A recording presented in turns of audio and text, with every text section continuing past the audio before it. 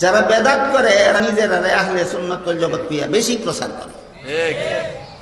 আর যারা নবীর সুন্নাত আর সাহাবায়ে কেরামের জামাতের ব্যাখ্যা মতো ইসলাম পালন করে হেরারে কয় ওয়াহাবি কাফের। সুতরাং আমাদের সমাজের সুন্নি আর ওয়াহাবি হইল দুইটা উল্টা নামের ফলের মতো। একটা ফলের নাম আনারস, যার কোনো রস নাই, আর একটা ফলের নাম বেদানা, যার কোনো দানা নাই। না দানায় ভরা? যেমন ভাবে রসে ভরা ফল রে কয় আনারস, আর দানায় ভরা ফল রে কয় বেদানা, তেমনি ভাবে বেদাতে ভরা দল রে কয় সুন্নি, আর সুন্নতে ভরা দল রে কয় ওয়াহাবি। এই কথাটা মনে রাখবেন। আপনাদের সমাজে সুন্নি ওয়াহাবি আনারস আর বেদানার মতো। কিসের মতো? আনারস আর বেদানার মতো। আনারস যদি রস না থাকতো তাহলে নামটা ফিট হইতো, রস থাকার কারণে নাম আনফিট। বেদানার মধ্যে যদি দানা না থাকতো তাহলে নাম হইতো ফিট। বেদানার মধ্যে দানায় ভরা থাকার কারণে বেদানা নাম আনফিট। ঠিক তেমনি ভাবে যারা সুন্নি দাবি করে এরা যদি বেদাত মুক্ত হইতো নাম হইতো ফিট। এরা করে বেদাত, নাম ধারণ করেছে সুন্নি, আনফিট। আর এদের মধ্যে যদি সুন্নত না থাকতো তাহলে ওয়াহাবি নাম ফিট হইতো। যেহেতু এরা সুন্নতে ভরা, এদের নামে ওয়াহাবি শব্দ আনফিট।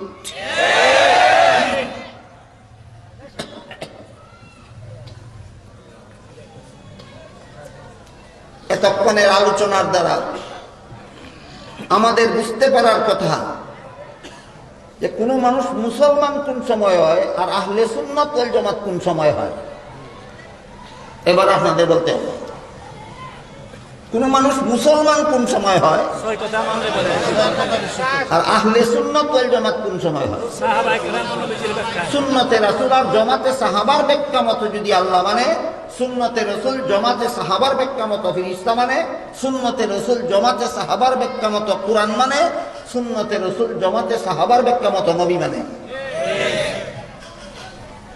কয় কি আমরা সুন্নি, আমরা নবী মানি, এরা ওয়াহাবি, এরা নবী মানে না। আমি আপনারা জিজ্ঞাসা করতে চাই, আমার কথা বুঝতে থাকলে বলবেন, নবী না মানলে ওয়াহাবি না কাফের হবে? তুমি যদি কুরআন কি বুঝো না, নবী মানলে ওয়াহাবি কি? আগে মুসলমান হইলে পরে সুন্নি না ওয়াহাবি। নবী না মানলে তো মুসলমানই থাকে না, এটা আবার ওয়াহাবি কেমনে হয়? এত সমস্ত আন্দাদুন্দা কথা কইয়া এই সমাজে চলতে পারে কিভাবে? বিষয়গুলি আপনারা কেউ গুটাইয়া কয় না, আপনারা পরিষ্কার ভাবে জানা নাই। আমি কেন কইতে গেলাম, অন্যরা যারা কয় না, কেন কয় না মনে করে যদি সঠিকভাবে না বুঝে তেমন সে আরেক ভুল বুঝাবুঝির সৃষ্টি হবো, বাবা দরকার নাই, যেমনি আছে এমনি তা হোক। আর আমি বুঝি ভুল বুঝাবুঝি সৃষ্টি তো কইরাই ভালাইছে, এখনো নীরব থাকলে আর হবে না।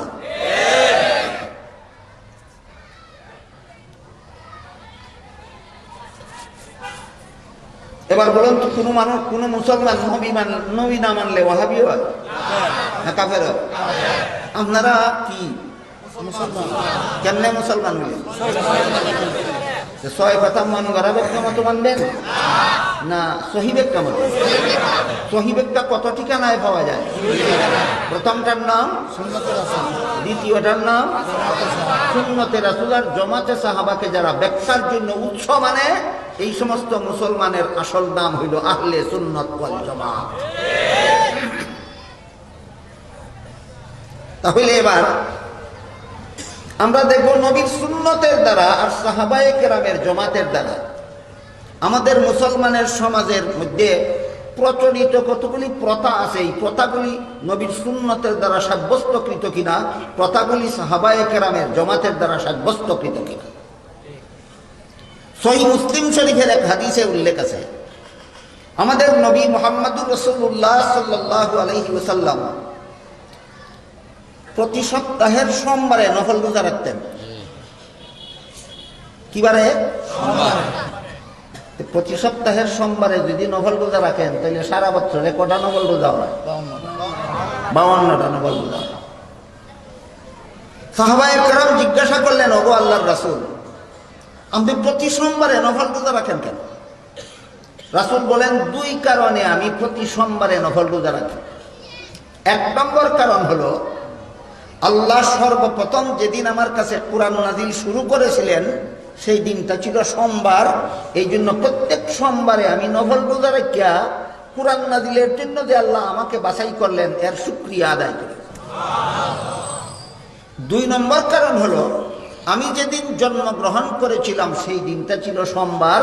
এই জন্য আমি প্রতি সপ্তাহের সোমবারে নফল রোজা রাখিয়া আমার জন্মের শুকরিয়া আদায় করি। আমাদের নবীর জন্মকেই মিলাদুন নবী বলা হয়।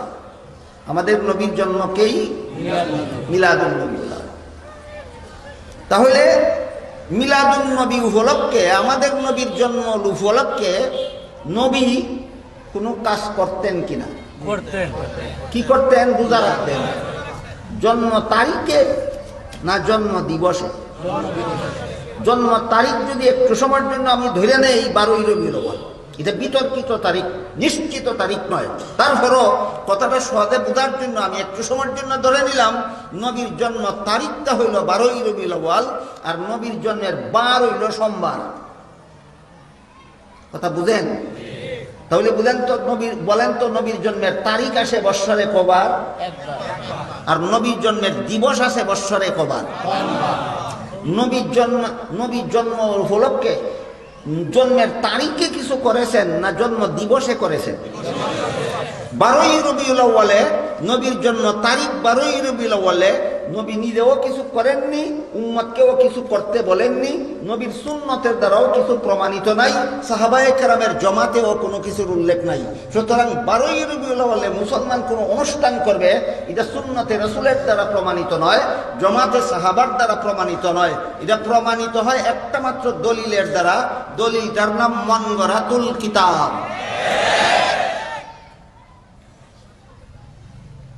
আবার বলি, নবীর জন্মের তারিখ কোনটা? দিবস কোনটা? তারিখ বৎসরে কবার আসে? দিবসটা বৎসরে কবার আসে? জন্মের তারিখে নবী কি করেছেন? জন্মের তারিখে কিছুই করেননি, সাহাবাদেরকেও করতে বলেননি। কাজেই নবীর জন্ম তারিখ 12ই রবিউল আউয়ালে নবী নিজেও কোনো কিছু করেননি, সাহাবায়ে কেরামও কোনো কিছু করেননি। কাজেই নবীর জন্ম তারিখ 12ই রবিউল আউয়ালে যারা যা কিছু করে এদের করাটা নবীর সুন্নতের দ্বারা প্রমাণিত নয়, সাহাবায়ে কেরামের জমাতের দ্বারা প্রমাণিত নয়, একটা দাঁত ভাঙ্গা শক্তিশালী দলিলের দ্বারা প্রমাণিত। দলিলটার নাম মনগরাতুল কিতাব। এরপরে আসুন, নবীর জন্ম উপলক্ষে জন্ম তারিখে কিছু করেননি, উম্মতকেও করতে বলেননি। কাজেই নবীর জন্ম তারিখে উম্মতের করণীয় কিছু নাই। এটা সুন্নতে রাসূলের দ্বারা প্রমাণিত, জমাতে সাহাবার দ্বারা প্রমাণিত। জন্ম দিবসেও কি নবী কিছু করেননি? কি করেছেন? রোজা। রোজা রাখতে হয় মিষ্টি খাওয়ার দুমদাম করিয়া, না খাওয়া দাওয়া বন্ধ করিয়া? নবীর জন্ম দিবস উপলক্ষে যা করেছেন তাও বৎসরে 52 দিন, খাওয়া দাওয়ার দুমদাম করে না, খাওয়া দাওয়া বন্ধ করিয়া। আর তারা যা করে দিবসে তো করেই না, তারিখ মতে করে, আর তাও খাওয়া দাওয়া বন্ধ করিয়া না, খাওয়া দাওয়ার দুমদাম করিয়া। নবী করেছেন দিবস, এরা করে তারিখ। নবী করেছেন রোজা, এরা করে ঈদ। এরা নবীর পক্ষে আছে না বিরুদ্ধে আছে? এইভাবে যারা নবীর বিরুদ্ধে কাজ করে এদের নাম আশিকে রাসূল। আমি এর থেকে সোজা ভাষা জানি না, আর কোন ভাষায় কইলে আমার দেশের সাধারণ মুসলমানে বিষয়টা বুঝতে পারবে। নবী করেছেন জন্ম দিবস উপলক্ষে রোজা কতদিন? 52 দিন। 52 দিন ঈদ করতে গেলেও বোঝা যাইব কে টিকে আর কে টিকে না। অথচ নবী ঈদ নয়, জন্ম দিবস উপলক্ষে রোজা রেখেছেন নবী বৎসরে 52 দিন। উম্মতের জন্য এটা হইল আদর্শ।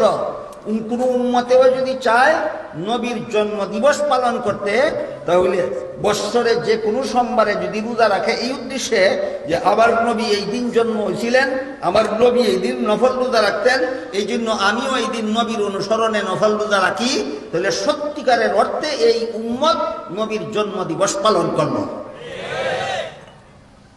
এতটুকু কথা বুঝে থাকলে এবার আমি যে আয়াত তিলাওয়াত করেছিলাম সেই আয়াতটা আশা করি সহজে বুঝবেন। আল্লাহ বলেন,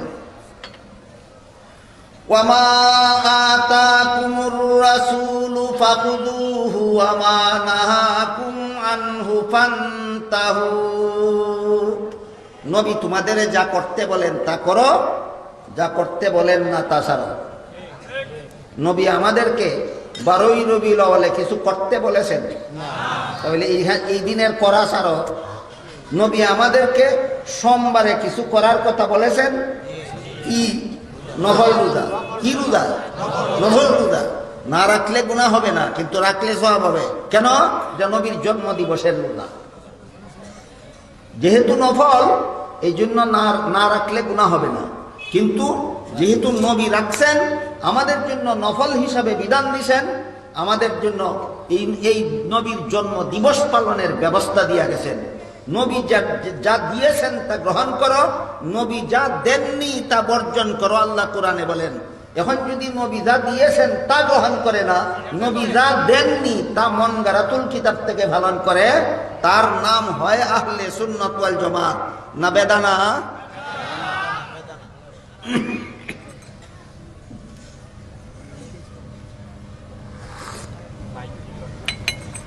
এই জশ্নে জুলুসে ঈদে মিলাদুন নবীতে যতগুলি স্লোগান দেওয়া হয়, এর মধ্যে সবচেয়ে মুখরোচক, সবচেয়ে বড় চটকদার স্লোগানটা হলো জিন্দা নবীর আগমন, শুভেচ্ছা স্বাগত।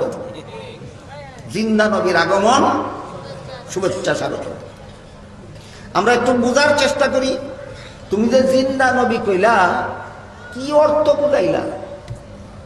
যদি বলো নবীর অতীতেও কোনোদিন মরণ হয়নি, ভবিষ্যতেও কোনোদিন মরণ হবে না, এই অর্থে যদি বলে দেখো জিন্দা নবী, তাহলে তোমার স্লোগানটা সরাসরি কোরআন বিরোধী। কারণ কোরআনে আল্লাহ আমাদের নবীকে সম্বোধন করে বলেন, ইন্নাকা মাইয়িতুন ওয়া ইন্নাহুম মাইয়িতুন। হে মুহাম্মদুর রাসূলুল্লাহ সাল্লাল্লাহু আলাইহি ওয়াসাল্লাম, নিশ্চয়ই আপনি মরণশীল, তারাও মরণশীল। আল্লাহ আমাদের নবীকে কোরআনে মরণ নাই বলেছেন না মরণশীল বলেছেন? আবার বলো তোমার জিন্দা নবী অর্থ কি? যদি বলো জিন্দা নবী অর্থ অতীতেও নবীর কোনোদিন মরণ নাই, ভবিষ্যতেও মরণ নাই, এই স্লোগান সরাসরি কোরআন বিরোধী, এই স্লোগান সরাসরি আল্লাহ বিরোধী, এই স্লোগান কুফরি। কাজটাই তো আইছে মন গড়াতুল কিতাব থেকে, কাজটা তো নবীর সুন্নত থেকে আইছে না, কাজটা তো জমাতে সাহাবাত থেকে আইছে না, কাজটা তো আইছে মন গড়াতুল কিতাব থেকে। বাংলাদেশে আইছে কত সন থেকে? মাত্র 1974 সন থেকে আইছে। কাজেই এটার মধ্যে কোরআনের সমর্থন পাওয়া যাবে কোথায়, আর হাদিসের সমর্থন পাওয়া যাবে কোথায়?